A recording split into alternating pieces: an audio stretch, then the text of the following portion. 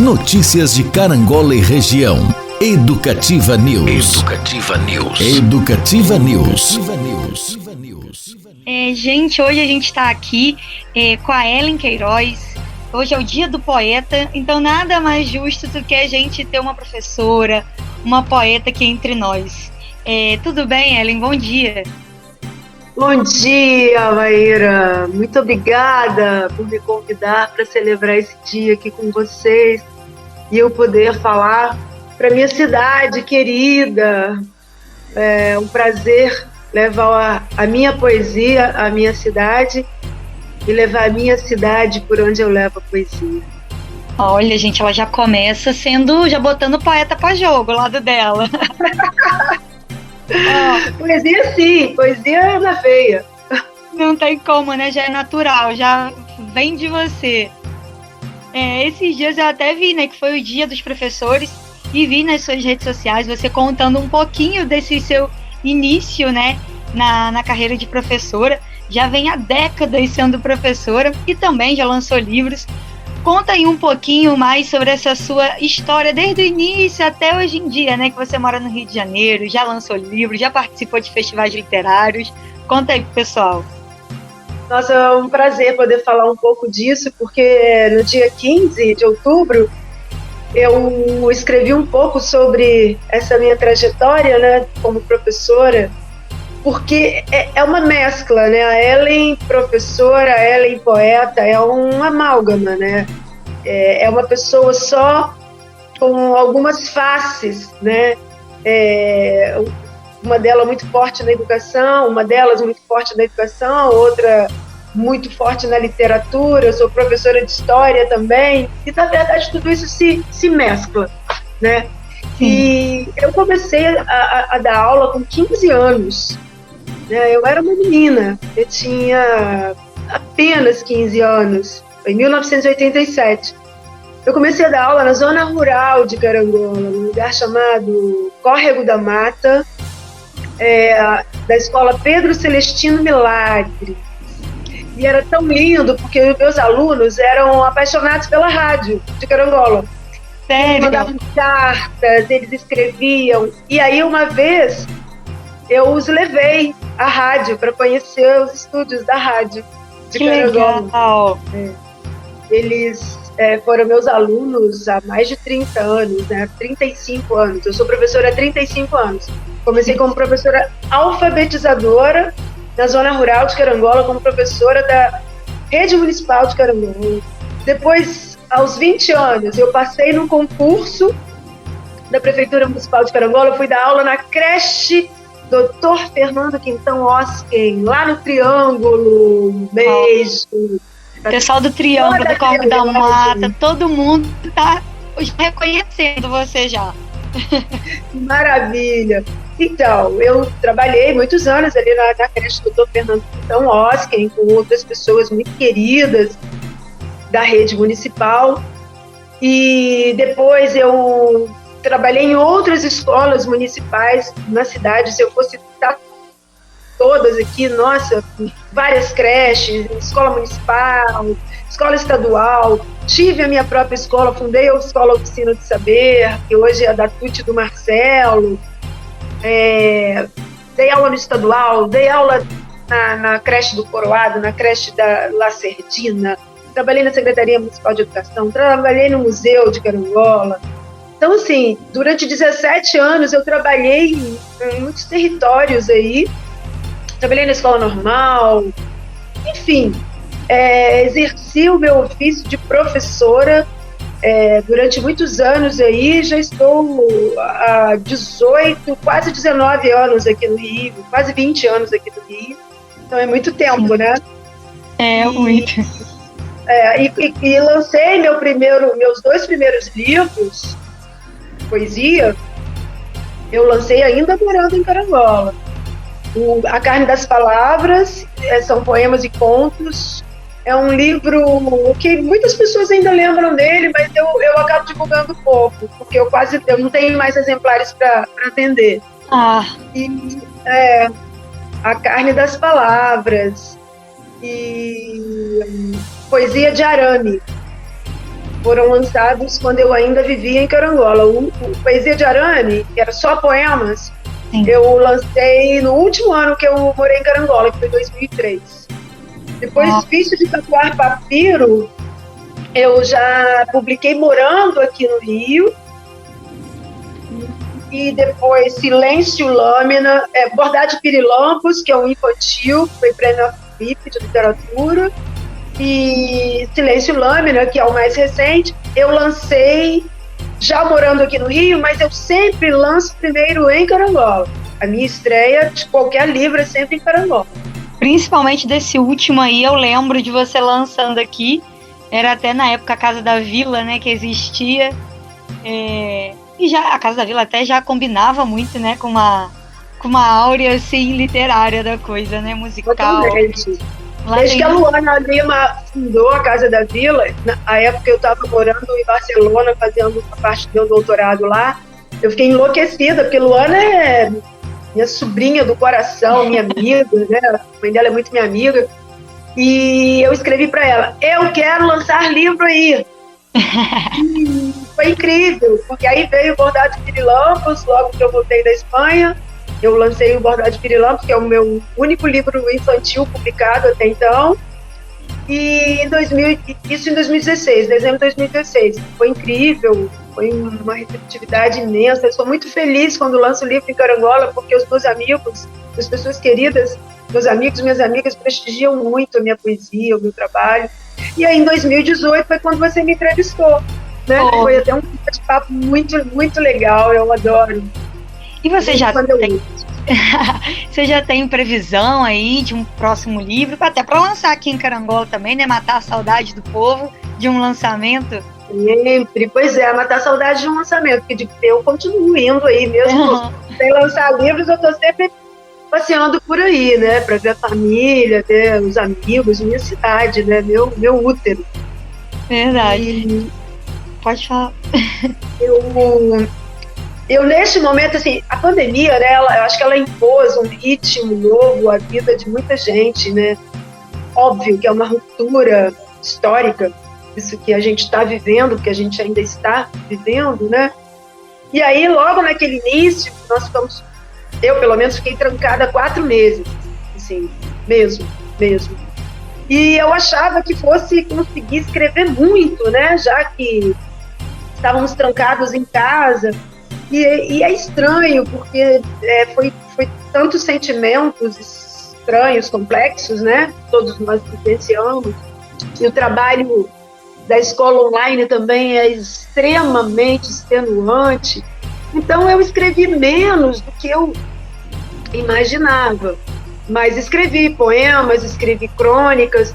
Então, assim, eu ainda não tenho um novo livro pronto para esse ano, e eu pretendia, assim, há uns 3 anos, quando eu fiz o Silêncio Lâmina, eu pretendia, já em 2021, que é o ano que eu completei 50 anos, eu completei 50 anos há poucos dias, no Dia das Crianças.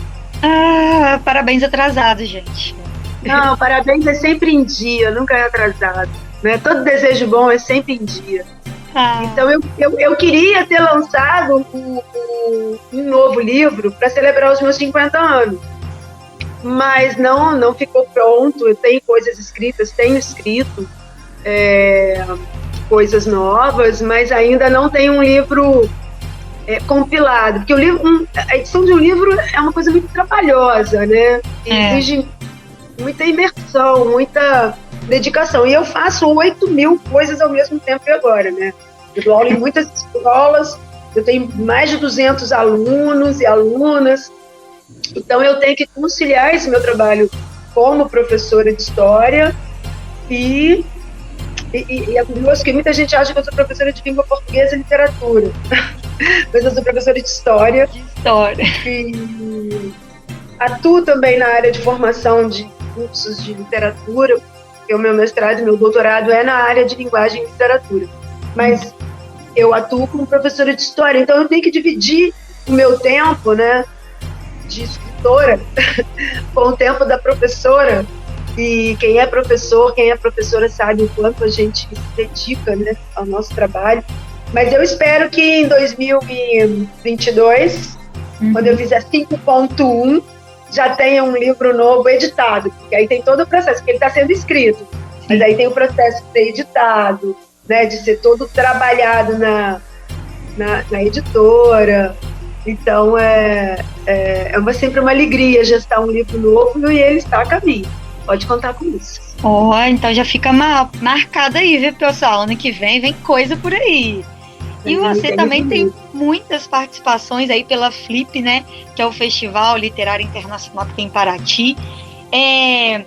Quais são as suas últimas, assim? São os maiores destaques para o pessoal saber como é que é. Então, a Flip é uma grande ilha da fantasia literária. Eu chamo que a Flip de Ilha da Fantasia Literária, né? Porque a gente vai para Paraty, fica imerso lá alguns dias, ouvindo autores do mundo todo, né? De vários lugares do mundo, e paralela àquela programação oficial, né? Que tem vários autores e autoras muito famosos do mundo inteiro, né? Falando dos seus livros, dos seus trabalhos, das suas publicações. Além disso, tem as casas paralelas à tenda oficial da Flip. E eu participo de vários movimentos paralelos também, né? Como convidada, como poeta, como mediadora de algumas mesas. E também tem algo que é muito, muito, muito especial para mim, que é o Prêmio Flip de Literatura, que ocorre já há alguns anos. E desde 2010 eu venho sendo contemplada, ora com poema premiado, ora com conto selecionado como finalista. Já tive um livro infantil, um conto infantil premiado e publicado pelo selo Flip de Literatura. E a cada prêmio, né, a cada ano, a cada versão do prêmio, eles fazem uma coletânea dos melhores, dos premiados, dos finalistas e premiados, né? Então, esse ano não teve Flip presencial, infelizmente. A Ilha da Fantasia está fechada por hora, né? Eu espero que em 2022 a gente já consiga, porque a última foi em 2019, eu aproveitei intensamente, e o ano passado já não teve, teve virtualmente, é outra onda, né? A gente mas é outra onda. E esse ano teria, caso a pandemia tivesse sido controlada, minimamente controlada no início do ano, havia a previsão da Flip em julho. Então teve o concurso, né, o prêmio do Flip de Literatura 2021, e teve a seleção dos poemas e a publicação em coletâneas. Uma coletânea de poesia, uma coletânea de contos e uma coletânea de crônicas. Para esse concurso eu não mandei conto, eu já fui premiada em conto. Eu também sou contista, além de poeta, eu gosto muito de escrever conto. E agora eu além de ter sido selecionada na coletânea de poesia, um poema chamado Nascer, eu fui selecionada em crônica, então tive uma crônica também selecionada na coletânea do Prêmio Flip de Literatura. E há poucos dias chegaram as edições, eu fiquei tão emocionada, porque sempre acontece o lançamento na Flip, durante a Flip. E esse ano foi um sentimento duplo, assim, eu fiquei muito feliz, muito emocionada de ver meus textos publicados mais novas coletâneas do Prêmio Flip. E ao mesmo tempo me deu um aperto no coração de pensar que o lançamento teria sido presencial, com todos os amigos poetas, todos os poetas publicados, reunidos, né? Aí a gente conhece gente de vários lugares do mundo, e vários poetas. É um festival, né, de literatura, como você bem disse. Então, eu estou sentindo muita falta, espero que a gente possa aí, em breve, retomar a Ilha da Fantasia Literária, mas o Prêmio Flip de Literatura continua firme e forte, eu tive a felicidade de ser, mais uma vez, contemplada. Dessa vez, além de poesia crônica. Gente, parabéns também por isso, né? Além do aniversário, a pessoa é contemplada aí acho que o maior festival literário que tem aqui no Brasil, né? Acredito eu. Olha, você falou aí que você também faz contos, crônicas, é professora de história. A pessoa é 1001 utilidades, né, gente? Mas a sua entrada na poesia, como é que se deu? Foi durante faculdade, cursos? Foi em viagens que você fez que pode ter destacado esse seu lado poeta? Olha, Maíra, é tão interessante porque eu sempre eu já gostava de poesia, desde a adolescência. Eu tive uma grande professora, mestra, né, Laurici Belletti Rodrigues, nossa querida e saudosa Laurici Belletti, foi professora de literatura em Carangola. Nós a perdemos há poucos anos, mas os ensinamentos dela permanecem, sabe? Quem foi aluno dela, quem foi aluna, no meu caso, ela chegava em sala de aula e lia poesia. Então aquilo me tocava de um jeito muito forte, sabe? Depois eu tive um namorado também carangolense, que é músico, e ele me aplicou muita literatura e muita poesia. E aí eu tenho uma grande amiga, minha comadre, o ex-namorado, que é meu grande amigo hoje, é o Giovanni Padula. Então ele me deu livros maravilhosos de poesia. Então eu primeiro me descobri leitora de poesia, né? E depois eu me descobri contista, eu comecei a escrever contos, e minha amiga Ludmila Bevilacqua, que é minha comadre, ela fazia poemas. E aí, um dia, ela pegou, e eu falava assim, Lud, eu acho tão incrível você escrever em versos, eu só sei escrever em prosa. Aí a gente, mandava nossos textos pro prêmio de poemas e contos do SESI, que tinha um curso muito legal aí em Carangola, me estimulou muito. Aí a Lud era premiada, foi premiada em poesia, eu fui premiada em conto. Olha, e gente, as amigas tudo ganhando prêmio juntas. Era uma parceria literária. Muito, muito legal, assim. E aí depois, um dia, ela pegou um escrito meu e ela, assim, Queiroz, isso é um poema. E aí ela pegou o que eu tinha escrito e deu uma organizada, assim, distribuiu em versos. Isso a gente era adolescente, sabe? Uhum. Aí eu falei, olha, não é verdade. Isso é um poema. E a partir de então eu comecei a escrever poemas. E aí me descobri poeta mesmo, sabe? Aí o lado poeta ficou mais forte do que o lado contista. E aí eu publiquei o primeiro livro tinha poemas e contos, mais poemas do que contos. O segundo livro, Poesia de Arame, só tinha poemas, aí a verve da poeta ficou mais pulsante. Quando eu vim para o Rio, eu escrevi O Vício de Tatuar Papiro, já morando aqui no Rio, só poemas. Na época, logo que eu vim para o Rio, uns 2 anos depois, eu comecei a participar de um movimento chamado Corujão da Poesia. E a gente se reunia numa livraria, no Leblon, uma livraria chamada Letras e Expressões, toda terça-feira à noite. Começava meia-noite. A gente ia até 6, 7 horas da manhã lendo poesia. Eram vários poetas e músicos e musicistas juntos, fazendo uma vigília poética, com música e poesia. E aí eu comecei a dizer os poemas. Aí a coisa foi ficando mais forte, sabe? Porque além de escrever os poemas, eu passei a ser alguém que diz poemas pela vida fora, onde eu vou, sabe? Sim. E nas mais diversas situações eu já li poesia, já disse um poema. Por exemplo, uma coisa inusitada que já me ocorreu, uma vez num bloco de carnaval na Praça Santos Dumont, no Rio de Janeiro, na Gávea, tinha um bloco que ia homenagear o Vinícius de Moraes. E o dono do bloco um dos donos do blog era o meu amigo, músico, me conhecia do Corujão da Poesia, e me chamou. Ellen, fala um poema pra gente abrir o bloco. Um poema do Vinícius, foi no ano centenário do Vinícius de Moraes.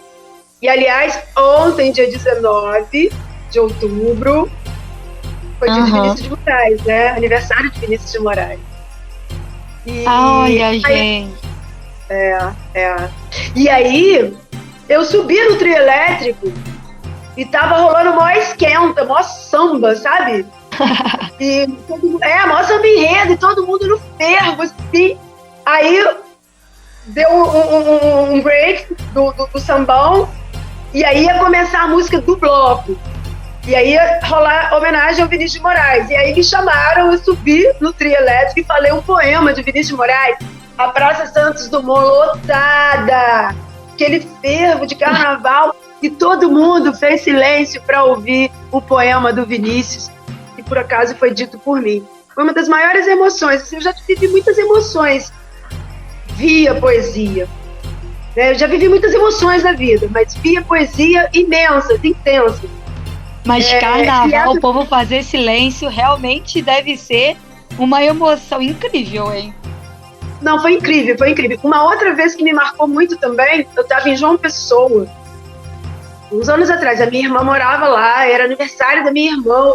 A gente estava num bar e estava rolando uma música ao vivo, bar lotado, muito cheio. E aí, lá pelas tantas, eu perguntei se eu podia falar um poema de presente para minha irmã. E aí me permitiram. E foi incrível, foi lindo, porque o bar inteiro, que tava um fervo danado, no Nordeste, você imagina, né? Que fervo. O povo animadíssimo. As pessoas pararam para ouvir. As pessoas pararam para ouvir. Foi incrível, sabe? É a força da poesia, não é? É óbvio que eu também tento levar, né, o poema, a poesia, de um jeito que emocione. Mas eu só consigo fazer isso porque a poesia é algo muito potente. Né? E muitas pessoas falam assim, eu acho que a poesia é uma coisa chata, ou não tenho hábito de ler poesia, ou não aprendeu a ler poesia. Então eu faço uma campanha veemente. A minha tese, minha dissertação de mestrado, minha tese de doutorado é uma defesa pela educação poética, é uma defesa pela educação através da poesia. São textos, eu também tenho textos científicos publicados, né, artigos científicos dedicados à questão da poesia.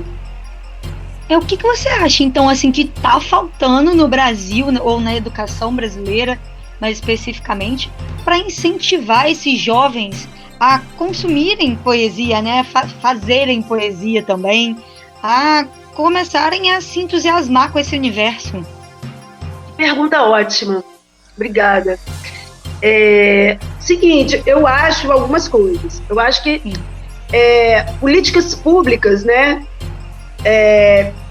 voltadas para a questão da arte nos espaços mais inusitados nas cidades, né? Sejam elas grandes centros urbanos ou cidades menores como a nossa, né? Eu acho que falta a poesia pulsar dentro das escolas, e aí falta, seria o ideal, né, que professores e professoras também amassem ler poesia. Eu acho que é uma engrenagem, sabe?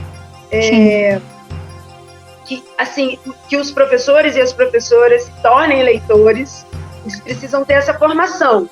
Né? Então, eu acho que assim, é a educação, é o território escolar, é o tempo e espaço escolar. Eu aprendi a gostar de poesia na escola estadual João Belo de Oliveira, com a professora Laurici Belete Rodrigues, falando Carlos Drummond de Andrade quando ela entrava em sala de aula, sabe? Então, isso me marcou profundamente, isso me atravessou, isso me constitui. E acho que pude contribuir, porque antes de ser professora só de história, eu já fui professora de alfabetizadora, de Fundamental 1, né, dando aula para que antigamente se chamava de primário, hoje a gente chama de educação de ensino fundamental 1. eu fui professora também de língua portuguesa e literatura para crianças, e eu sempre trabalhei com literatura, com contos e com poesia. Né? Fazer uma roda, abrir uma roda e ler poesia é experimentar. A gente precisa experimentar o ler poesia, porque eu já cheguei em lugares muito inusitados, né? Eu acabei de dar 2 exemplos aqui agora, mas eu poderia dar muitos outros. Uma vez eu fui fazer uma oficina de literatura no Nordeste, em Alagoas, e me pediram para ir a uma cidade chamada Quebrangulo, que é onde nasceu Graciliano Ramos. É uma cidade minúscula, do sertão nordestino, que tinha rolado uma enchente que tinha devastado a cidade. E eu fui ler poesia para as crianças desabrigadas.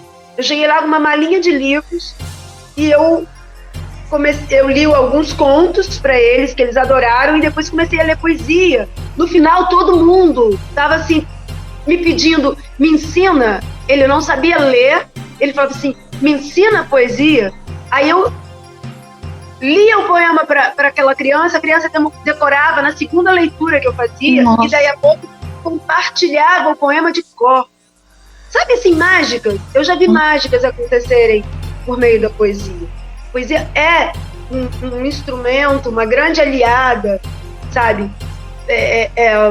Na educação e também para promover a alegria, para promover a coesão social, o encontro, sabe, entre pessoas. Eu conheço muitas pessoas que gostam de se reunir para ler e ouvir poesia. Eu conheço pessoas que detestavam, nem ligavam, nem sabiam, nem gostavam, e passaram a ter o hábito de ler e ouvir poesia, porque descobriram um determinado momento. Agora, isso precisa acontecer, né? Nos lugares, da maneira mais inusitada. Eu já falei poesia na Praça de Carangola, teve um evento aí uma vez, que foi incrível, as pessoas pararam para sentar e ouvir, sabe? Foi lindo. Então, acho que a gente tem que naturalizar a poesia como algo presente no nosso cotidiano. É isso.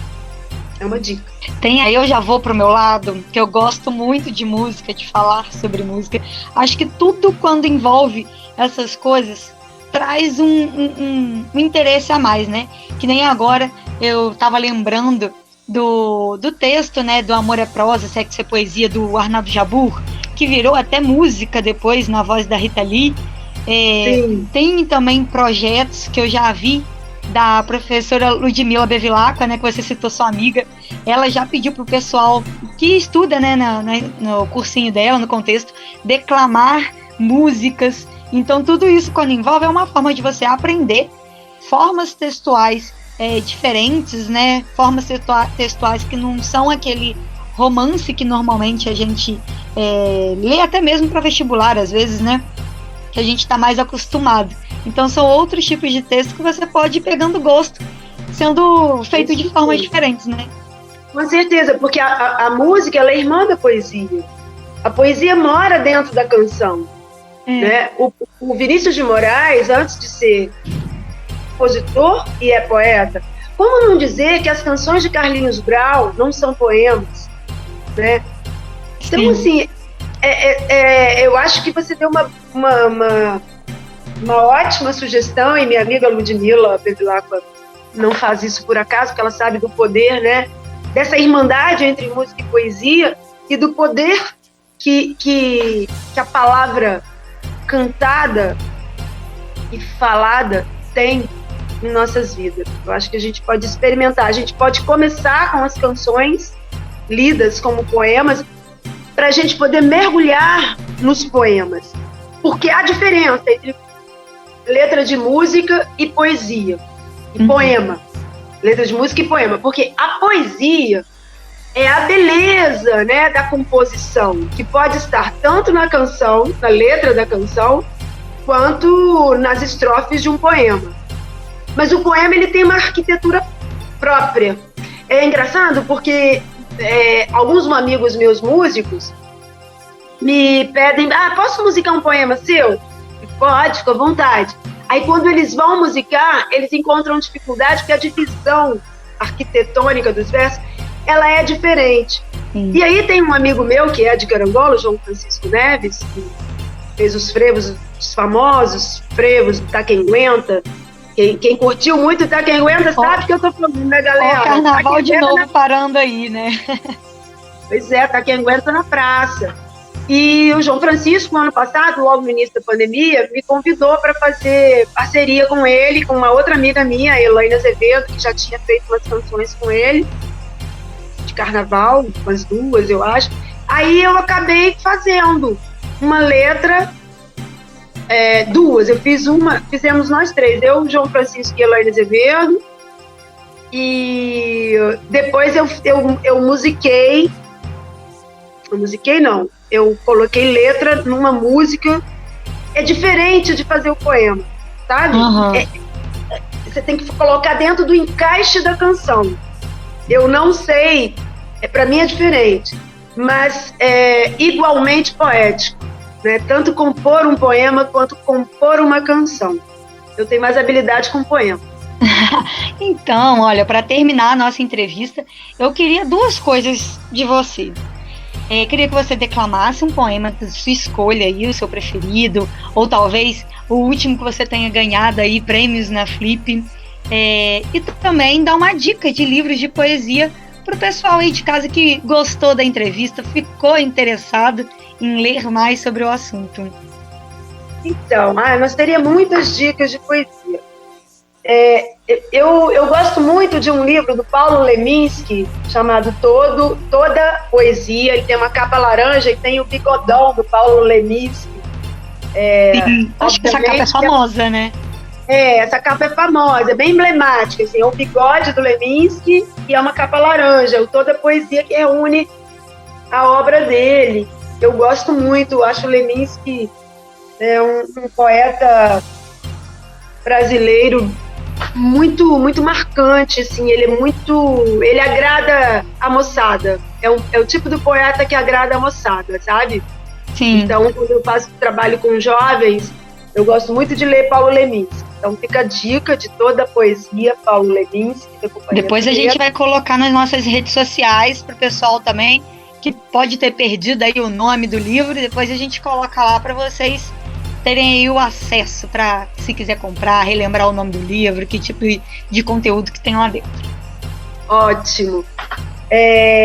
Tem um outro também do Ferreira Goulart, que para mim o Ferreira Goulart, ele morreu há pouco tempo, né? Mas o Ferreira Goulart, ele é um dos maiores gênios da poesia mundial, assim, na minha opinião. E eu tenho aqui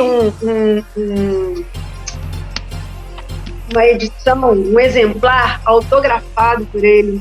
Eu tenho 2 livros autografados por ele, mas esse foi o último que ele lançou. Eu adoro livro autografado. Eu também. Se não é autografado, eu quero pelo menos que quem me deu, né, o amigo, o familiar, deixe um recado para mim. Com dedicatória, eu também sou assim, mas faz uma questão de ganhar livro com dedicatória e de colocar dedicatória no livro que eu dou de presente. Enfim, e adoro ir a lançamento de autores que eu admiro para ganhar dedicatória. Também. E aí tem um livro do Ferreira Goulart chamado Em Alguma, Parte Alguma, que é o último livro dele, publicado antes da morte dele, que é uma obra-prima. É um livro que é aparentemente fininho, e ele levou 10 anos para escrevê-lo, mas é uma obra-prima. E, bom, então seriam essas 2 dicas. Você quer que eu leia um poema? Deixa eu dar uma dica que não é de poesia, mas é uma dica que eu acho importantíssima. É do Rafael Belúzio? Rafael Belúzio, maravilhoso. Eu recebi há poucos dias o livro 1929 e estou apaixonada. Depois eu vou gravar um vídeo, inclusive, para publicar no meu Instagram, contando as minhas impressões. E vou escrever também sobre as minhas impressões de 1929. Eu estou muito apaixonada por esse livro, muito encantada, assim. O Rafael escreveu em prosa, mas ele é um grande poeta. Olha, e ele veio aqui também, veio não, né, porque também foi assim, pela internet que a gente fez uma entrevista com ele, mas ele também veio falar sobre esse lançamento do livro dele, 1929, e ainda fica aí prometido, né, se talvez, provavelmente, ele venha aqui fazer esse lançamento também do livro dele em Carangola. Tomara que ele possa ir, porque eu acho que ele merece o prestígio da cidade e a cidade merece o prestígio dele, né? Isso aí. Bom, olha só, então eu vou dizer um poema que tem a ver com poesia. Hoje é o dia, né, do poeta, então vamos celebrar a poesia. Dá para ler 2? A gente tem minutos contadinhos. Pode ser 2. Então tá, eu vou ler do meu livro Vício de Tatuar Papiro, o poema Verbete. Esse poema é um poema que eu digo em muitos encontros assim, literários, e segundo os meus amigos poetas, é o meu hit.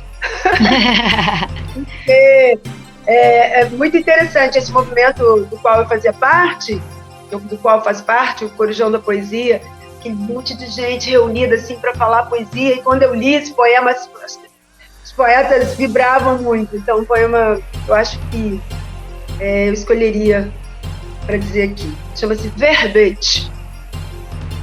Poesia é amparo, é aditivo para aguçar o faro, é raro paladar. Poesia é o lado de fora da caverna de Platão e é também o lado de dentro da escuridão. Avesso da lucidez, nacos de sensatez. Para a loucura, é veneno e cura. Poesia é palavra cruzada no meio da estrada, é solução e é também encruzilhada. Poesia é máscara e é também espelho, é sol pintado de azul, céu de vermelho. Poesia é coisa de menino e menina, de mocinho e bandida, de gente simples ou bem-sucedida. Poesia é descompassado coração, é calmaria e perturbação, é pieguice, é sofisticação. Poesia é café com licor, é destilar razão e amor. Poesia tara, é tapa na cara, é lâmina na carne. Poesia é agulha, alívio, morfina. Poesia é vício de tatuar papiro. Sem ela, eu piro. Oh, parabéns! Pelo menos não, já daqui já tem um aplauso.